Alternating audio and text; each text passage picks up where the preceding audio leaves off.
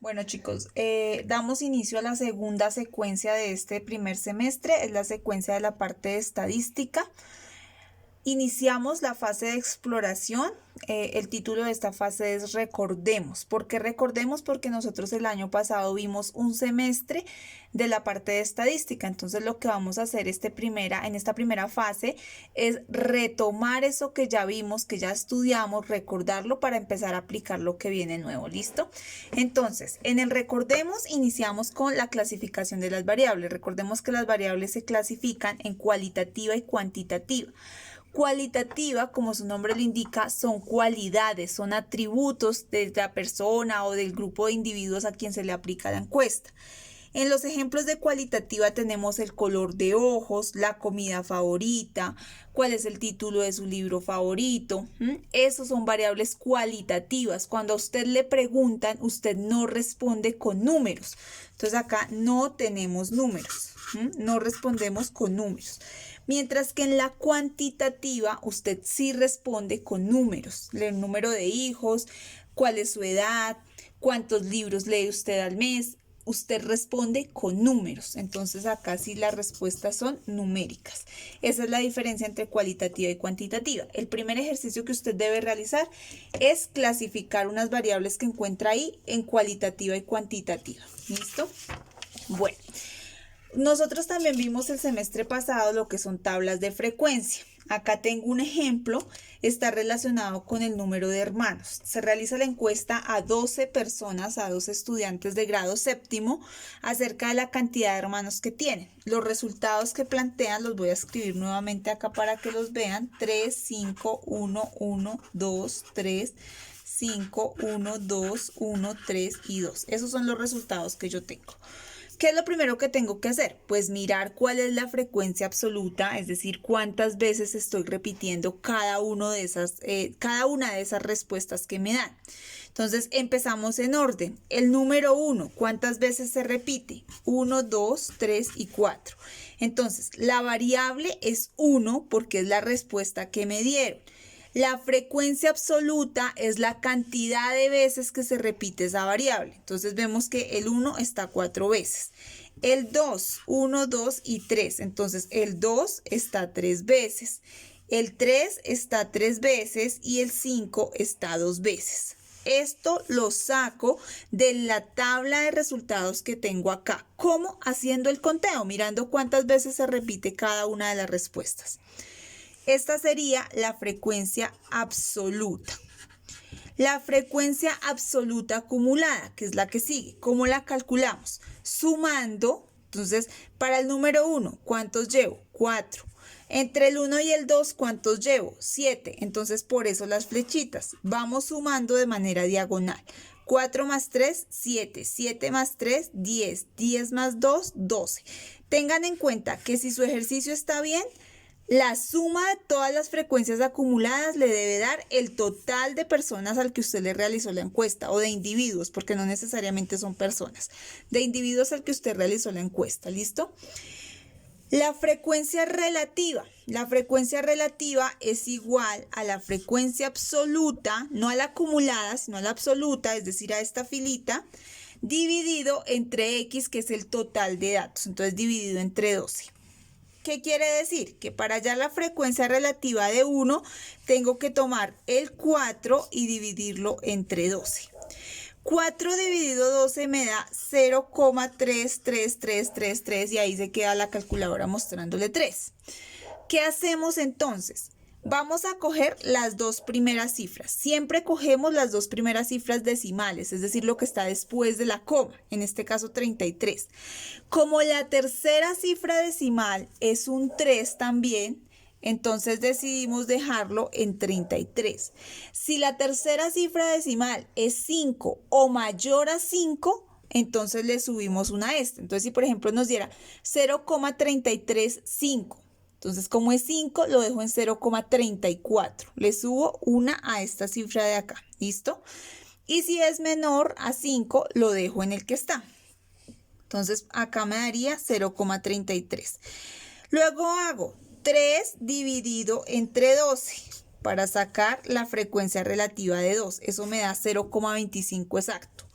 Luego nuevamente 3 dividido entre 12 y 2 dividido entre 12 me da 0,168.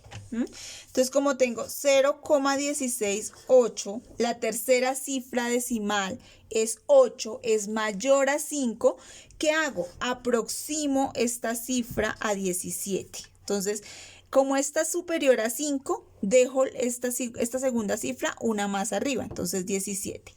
¿Listo? Eso para la frecuencia relativa. Para el porcentaje es súper sencillo, se calcula a partir de la frecuencia relativa. ¿Cómo se hace? 0,33 por 100. Entonces, multiplicar esa frecuencia relativa por 100. Cuando yo multiplique 0,33 por 100, eso me va a dar 33%. 0,25 por 100, 25%. 0,25 por 100, 25%. Y 0,17, 17%. La suma de estos porcentajes, si mi ejercicio está bien, si mi ejercicio quedó correcto, la suma me debe dar 100. ¿Listo? O por lo menos acercarse a 100, por lo menos ser 99,8, 99,9. Ya muy cerca a 100. ¿Listo? Bueno, eso en cuanto a la tabla de frecuencias. Entonces, en ese orden ustedes la van a hacer. Van a mirar cuáles son las variables que tienen. Frecuencia acumulada, frecuencia absoluta acumulada, frecuencia relativa y calculan los porcentajes. Bueno, en ese mismo segundo punto le piden también que realice una gráfica de barras. Recordemos que en la gráfica de barras tenemos dos ejes, el eje horizontal que es el eje de las X y el eje vertical que es el eje de las Y. En el eje de las X yo voy a colocar la variable, las respuestas que me dieron. Y en el eje de las Y la cantidad de veces que se repite, es decir, la frecuencia absoluta. ¿Listo? Volviendo a este ejercicio que teníamos acá, voy a colocar en el eje de las X la variable, en el eje de las Y la variable, la frecuencia absoluta. Listo, entonces me dice que para 1 la frecuencia es de 4. Entonces 1 y la barrita debe subir hasta el número 4. Para 2 la frecuencia es de 3, entonces debe subir hasta el número 3, al igual que para 3. ¿Listo? Para 2 y para 3. Volvemos acá, tenemos que para 2 es 3, para 3 es también 3, entonces las barras deben estar igual de altas. Y para 5 es 2. ¿Listo? Ustedes allá con su cuadrícula se les facilita más esto para que las medidas les queden iguales. Coloco el 4 por orden. El 4 no estaba entre las respuestas, pero lo coloco por orden para que la gráfica se vea organizada. ¿Listo? Eso en cuanto a la gráfica de barras. También les piden que realice una gráfica de un diagrama circular. Entonces, este es el diagrama circular. Les recomiendo usar transportador.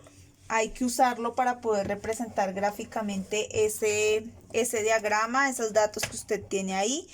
¿Cómo lo hace? Cuando nosotros usamos todo el transportador, todo ese círculo, tiene 360 grados. Toda la vuelta completa me da 360 grados. Listo. Entonces digo, si 360 grados es el 100%, porque ahí voy a representar el 100% de las personas encuestadas, ¿cuánto equivale, cuántos grados le corresponden al 33%? Porque al 33, acuérdense que ese era nuestro primer porcentaje que teníamos en la tabla en el porcentaje. Entonces, al 33%, ¿qué hago? Multiplico el porcentaje que tengo, en este caso 33, por 360 y divido entre 100. Mírenlo acá, 33 por 360 y divido entre 100. ¿Esto para qué se hace? Para determinar la cantidad de grados que tengo que usar en el transportador para representar gráficamente. ¿Listo? Entonces, cuando yo hago esta multiplicación y divido entre 100, me da 118,8 grados. Para hacerlo un poco más práctico, lo tomamos como lo tomábamos en la frecuencia relativa. Si el número que hay después de la coma es 5 o superior a 5, entonces le sumo 1 acá y quito las cifras decimales. En este caso es 8, es superior a 5. Entonces no lo dejo en 118, sino que lo pongo en 119 y quito la cifra decimal, lo aproximo. Entonces, cuando vale 1, vale 119. Cuando la variable es 2, sería entonces tomar 25%, entonces x va a ser igual a 25 por 360 sobre 100. Cuando ustedes multiplican y dividen, x les va a dar 90 grados. Entonces de ahí sale esto. Para el 3 es lo mismo porque también teníamos 25% y para el 5 me da 61 grados. La respuesta para el 5 es exactamente 61,2. Como el 2 es menor a 5, entonces simplemente lo quito y esto se queda igual, 61 grados. La suma de los grados que usted haya en todas las variables que tenía le debe dar 360 grados porque debe ocupar todo el círculo. ¿Listo? Vamos al gráfico y representamos con el transportador. Entonces, el primero me dice 119 grados, ubican bien su transportador. Este sería el ángulo 0, 10, 20, 30, 40 y ven, vamos mirando los ángulos por dentro y llegando a 120. No puede ser 120 porque es 119 grados, ¿listo? Luego tomamos 90 grados, convenientemente los tomé por esta parte. Eso no interesa por dónde los tome, lo importante es que sea igual, ¿listo? Que sea la medida que corresponde. Entonces los tomé por este lado. Los tomé por este lado, luego tomo los otros 90 acá seguidos y lo que me queda pues es el resto que sería 61 grados. ¿Listo? Trazo mis gráficas, represento, es bueno que ustedes muestren con colores como yo les estoy mostrando acá. Digan cuál corresponde a cada uno, entonces este es el del 1, estas son la cantidad de personas que tienen 2 hermanos, la cantidad que tienen 3 y la cantidad que tienen 5. ¿Listo? Tiene que ser equitativo a lo que usted tiene, no puede presentar que 1 es el que tiene mayor frecuencia absoluta, pero que en el gráfico es el más pequeño. No tendría sentido porque tiene que ser el que tenga mayor área en ese círculo que estamos mostrando. ¿Listo? Eso en cuanto al gráfico circular. Tienen ustedes que recordar también, o vimos también el año pasado, lo que es media, moda y mediana. Entonces, las medidas de tendencia central. Estas medidas de tendencia central las tenemos por acá. Recordamos rápidamente. La moda, el dato que más se repite. El dato que más se repite se refiere al que tenga mayor frecuencia absoluta. ¿Listo? Entonces, en su tabla van y miran cuál es el que tiene mayor frecuencia absoluta. Esa es la moda, el dato que más se repite. La mediana es el dato central. Entonces, para la mediana tenemos dos casos. Cuando tenemos un número par de datos, como en este caso que tenemos 12 datos, y cuando tenemos un número impar de datos. Entonces, cuando tenemos un número par de datos, no existe uno que quede exactamente en la mitad. Entonces, nos toca tomar los dos centrales, sumarlos y dividirlos entre 2. ¿Listo? En este caso yo lo hice acá para mostrarles el proceso que ustedes deben hacer, pero realmente pues 2 más 2 dividido 2 pues le va a dar 2, es el mismo número, entonces pues le va a dar ese. La mediana, perdón, sería 2. Cuando usted tiene un número impar de datos, por ejemplo, si acá tuviésemos otro dato 6, alguien que tiene 6 hermanos, entonces ya no vamos a tomar los 2 del centro porque ya vamos a tener uno exactamente que está en el centro. Como tengo 13 datos, me van a quedar 2, 4, 6 por este lado, 2, 4 y 6 por este lado. Y el dato que me va a quedar en el centro, esa va a ser la mediana.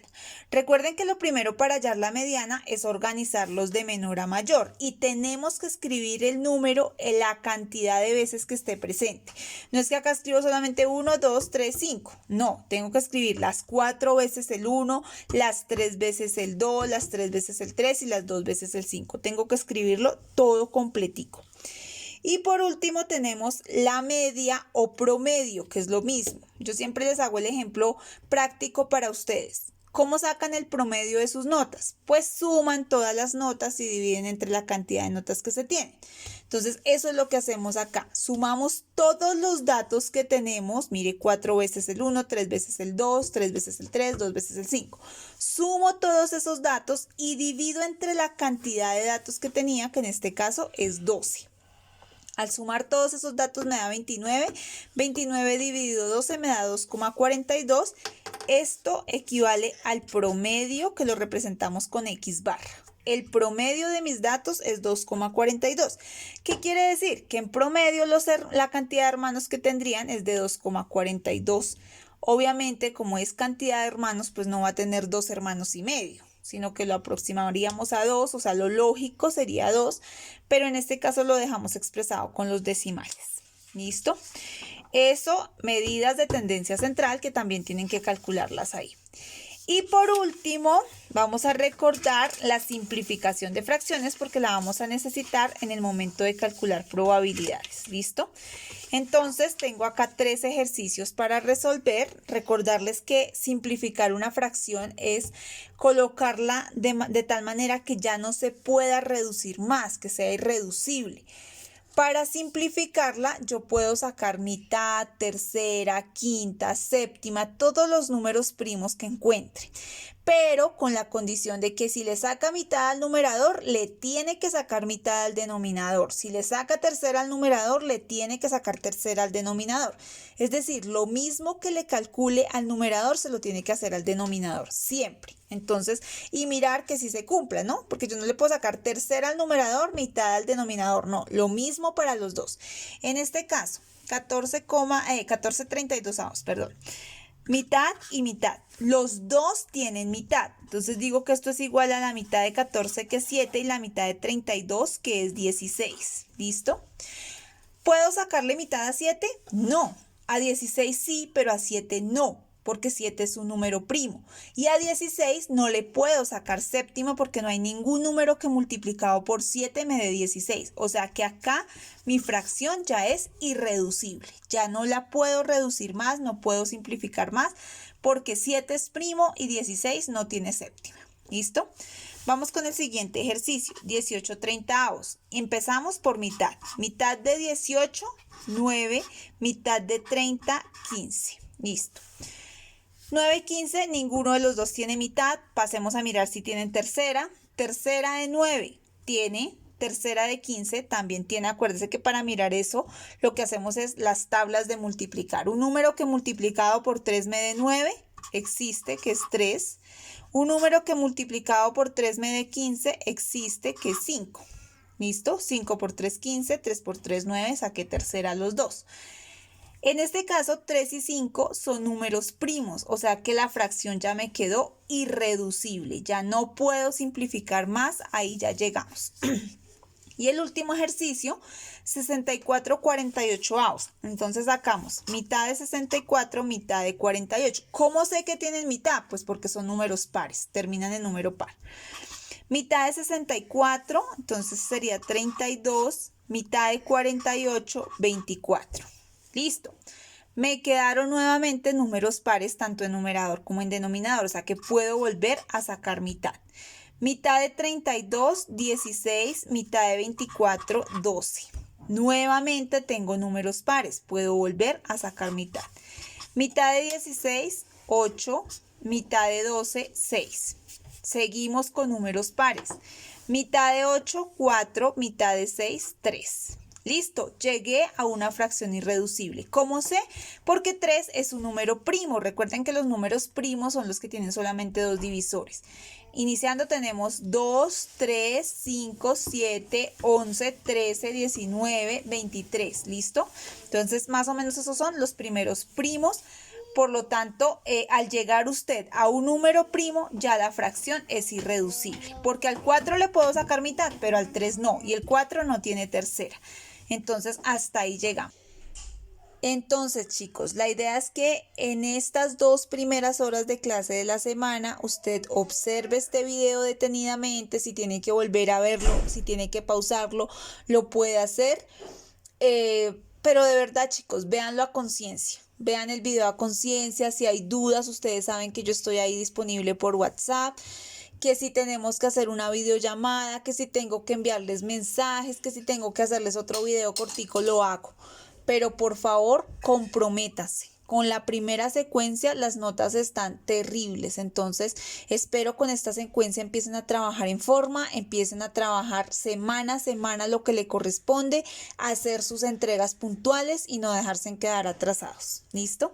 Entonces les decía, en estas primeras 2 horas usted va a ver este video completo, organizado y va a empezar a resolver el taller.